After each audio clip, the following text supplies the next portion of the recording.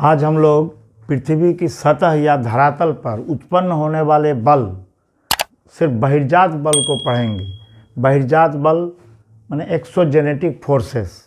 ये क्या क्या है, जैसे मान लीजिए कि नदी है, उसके बाद आपको ग्लेशियर है, हिमनद या हवा, ये जो चलती है ये बहिर्जात बल बोलते हैं, माने समतल स्थापना करती है पृथ्वी पर।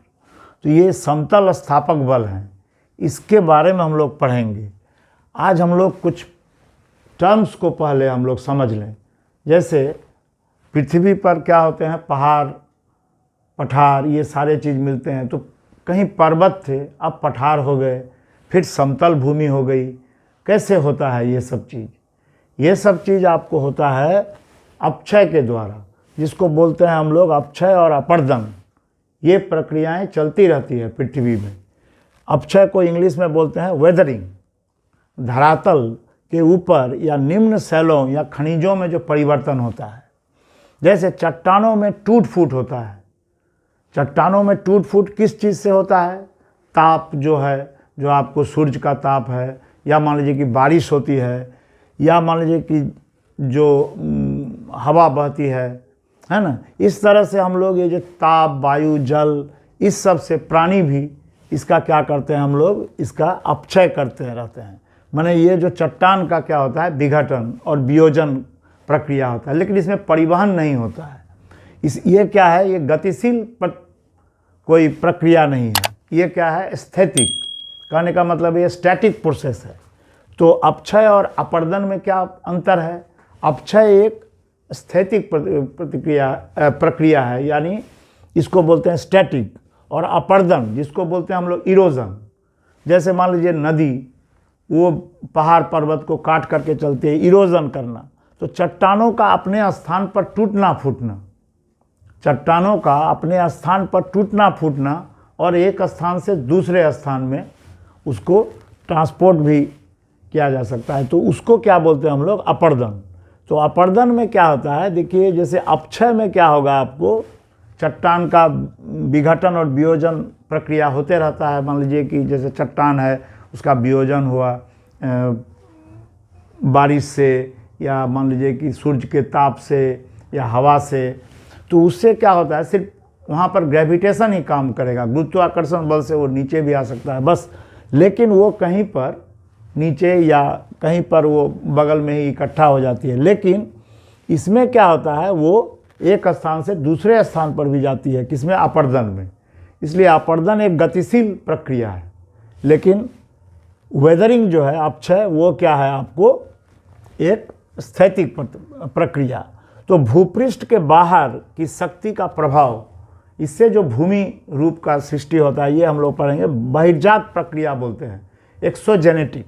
ये धरातल पर होने वाले जो परिवर्तन है। तो धरातल पर होने वाले किसके द्वारा परिवर्तन होते हैं? नदी, हिमनद और वायु।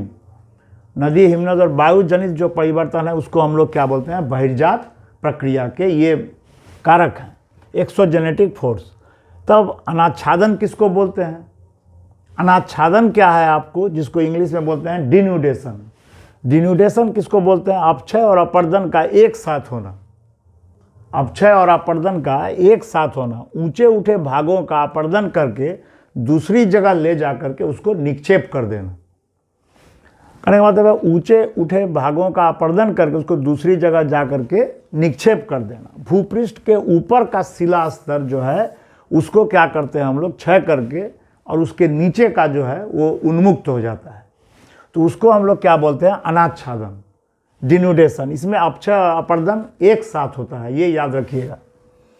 और उसके बाद है आपको मैस वेस्टिंग या बृहत क्षरण बोलते हैं। ये बृहत क्षरण क्या है, आपको अपक्षय और वियोजित चट्टानों का उच्च भाग से अलग होना। वो उच्च भाग में जो वियोजित हो जाता है, अपक्षय और वियोजित चट्टान, उसका उच्च भाग से अलग होना। मूलतः किसके कारण? गुरुत्वाकर्षण बल के कारण। अपक्षरण हुआ, चूर्ण विचूर्ण शिला जो है, ये राशि मिट्टी पहाड़ के ढाल से नीचे आकर के संचित होती है। माने उच्च भाग से निम्न भाग की ओर अग्रसर होती है, माने उच्च भाग से निम्न भाग की तरफ। तो यहाँ पर आपको क्या है, गुरुत्वाकर्षण बल ये काम करता है। गुरुत्वाकर्षण बल हम लोग जानते हैं, जो उसको नीचे नीचे की तरफ काम करता है। तो इस तरह से बृहद क्षरण किसको बोलते हैं? अपक्षय और वियोजित चट्टानों का उच्च भाग से अलग होना, मूलतः गुरुत्वाकर्षण बल से। अच्छा, उसके बाद है भूस्खलन, लैंड स्लाइडिंग। ये क्या होता है? गुरुत्व बल द्वारा असंगठित चट्टानों का नीचे खिसकना। हम लोग देखते हैं पहाड़ पर दार्जिलिंग में भूस्खलन हो जाता है बारिश से, तो उसको बोलते हैं लैंड स्लाइडिंग इंग्लिश में। अब देखिए, तल संतुलन का काम चलते रहता है पृथ्वी पर। तल संतुलन किसको बोलते हैं? ग्रेडेशन। बहिर्जात बल ऊंचे उठे भागों का अपर्दन करके नीचे भागों में उसको निक्षेप करके समतल बनाने की कोशिश, समतल स्थापित करना। ये बहिर्जात बल किस चीज़ का कोशिश कर रहे हैं? हर समय आपको तल संतुलन, जैसे कहीं ऊंचाई है तो उसमें से कटेगा फटेगा, फिर वो जो है सो नीचे आएगा, कहीं माने नीचे है तो उसमें वो बढ़ेगा। तो इस तरह से ये क्या होता है? तल संतुलन का काम जो है आपको चलते रहता है। बहिर्जात बल ऊंचे उठे भागों का अपर्दन करके नीचे भागों में उसको निक्षेप करता है। जैसे नदी हम लोग जानते हैं, ऊपर से कटाव करके ला करके आपको जो है निक्षेप करती है, कहाँ? डेल्टा बनाती है। तो इस तरह से बाढ़ का मैदान बनाती है। तो तल संतुलन। उसके बाद एक होता है अधिवृद्धि। ये तो आप समझ रहे हैं, एग्रेडेशन। अधिवृद्धि का मतलब है धरातल के निचले गड्ढों में अपर्दित पदार्थों के निक्षेपण को अधिवृद्धि कहते हैं। कहने का मतलब है धरातल के निचले गड्ढों में जो अपर्दित पदार्थ है, उसके अपर्दित पदार्थों का निक्षेपण। तो निक्षेपण जब होगा आपको कोई भी धरातल के निचले गड्ढों में, तो उसमें क्या होगा? उसका तल जो है सो ऊपर उठेगा, तो उसको बोलते हैं अधिवृद्धि। तो अधिवृद्धि आपको इसको याद रखिएगा, जो इसमें जो है निक्षेपण से, अपर्दित पदार्थों के निक्षेपण से अधिवृद्धि होता है। तो धरातल के निचले गड्ढों में अपर्दित पदार्थों के निक्षेपण को अधिवृद्धि कहते हैं। अब तल संतुलन के कारक, तल संतुलन के कारक क्या क्या है? आपको नदी, हिमानी माने हिमनद, और जो है हवा, समुद्री तरंग, आप बोल सकते हैं भूमिगत जल। हाँ, ये सब ये कारक ऊंचे स्थानों को काट छांट कर, खुरच करके, तराश करके अपर्दित मलबे को ढो कर ले जाते और निचले क्षेत्र में जमा करते। ये कारक क्या क्या है? आपको अपर्दन, परिवहन और निक्षेपण करते।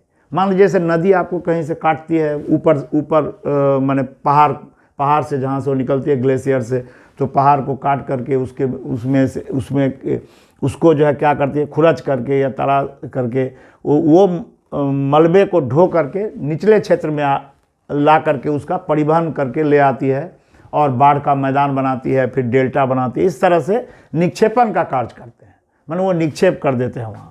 तो इन कार्यों को करने के लिए सूर्य से इन्हें क्या मिलती है? ऊर्जा। ऊर्जा कहाँ से मिलती है? सूर्य से। और गुरुत्व बल भी इसमें गतिशील बनाता है। गुरुत्वाकर्षण का जो बल होता है, जिसको हम लोग क्या बोलते हैं? जी भी यहाँ काम करता है, फैक्टर।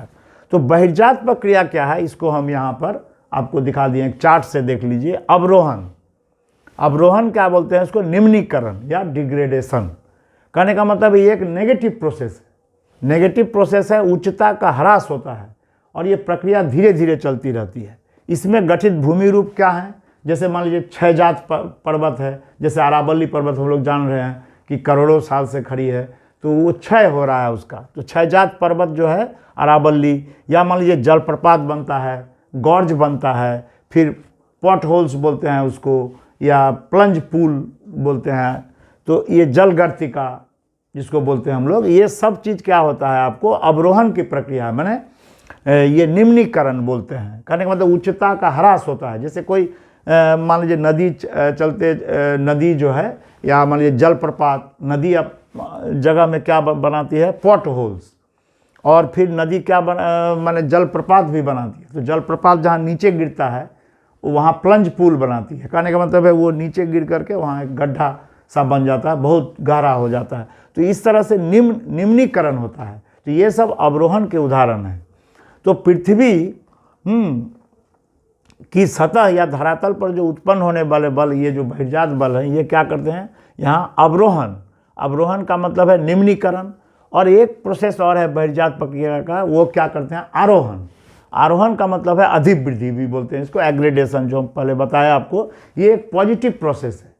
जैसे निम्नीकरण नेगेटिव प्रोसेस है, ये पॉजिटिव प्रोसेस है। कहने का मतलब भैया भूमि उच्चता जो है बढ़ते जाता है, भूमि की उच्चता बढ़ते जाती है। जैसे नदी, वायु, हिमवाह ये सब संचय कार्य जो करती है, जिसको बोलते हैं हम लोग निक्षेपण का कार्य, तो संचय कार्य करके अधिवृद्धि करती है। जैसे कि डेल्टा, जैसे कि नदी जो है गठित भूमि रूप, क्या क्या आप बोल सकते हैं, अधिवृद्धि का एक रूप है क्या, डेल्टा।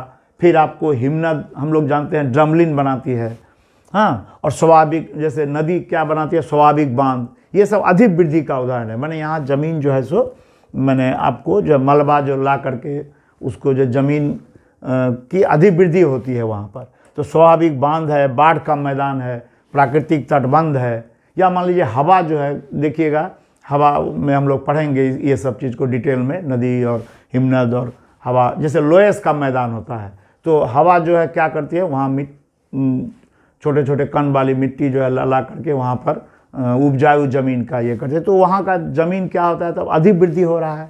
कहने का मतलब है उसका क्या हो रहा है, आरोहण या एग्रेडेशन। कहने का मतलब लोएस की भूमि, ये सब इसका उदाहरण है। और एक जैविक प्रक्रिया से भी क्षय संचय ये सब होते रहता है। जैसे मान लीजिए गाछ वृक्ष हुआ, प्राणी लोग भी आपको कुछ करते रहते हैं इसका, हाँ, प्राणी के माध्यम से भी होता है क्षय और संचय। तो ये सब जो है आपको पृथ्वी के सतह या धरातल पर उत्पन्न होने वाले बल, ये जो है बहिर्जात बल हैं। क्या क्या है, रिवर, आज हम लोग एक एक करके सारे का हम लोग सारे को पढ़ेंगे, रिवर के बारे में, नदी, उसके बाद आपको हिमनद और वायु, कैसे कैसे ये लोग क्या करते हैं। ये तीन जो है समतल स्थापक बल, और ये क्या करते हैं, अपने तरीके से अपर्दन की क्रिया करते हैं, फिर निक्षेपण की क्रिया करते हैं, ट्रांसपोर्टेशन भी होता है। तो ये क्या करते हैं, जो पहले अपर्दन करते हैं, फिर ट्रांसपोर्ट करते हैं, ट्रांसपोर्ट करके कहीं लाते हैं, फिर निक्षेपण करते हैं। ये सारे कार्य हम लोग तीनों का अलग अलग पढ़ेंगे।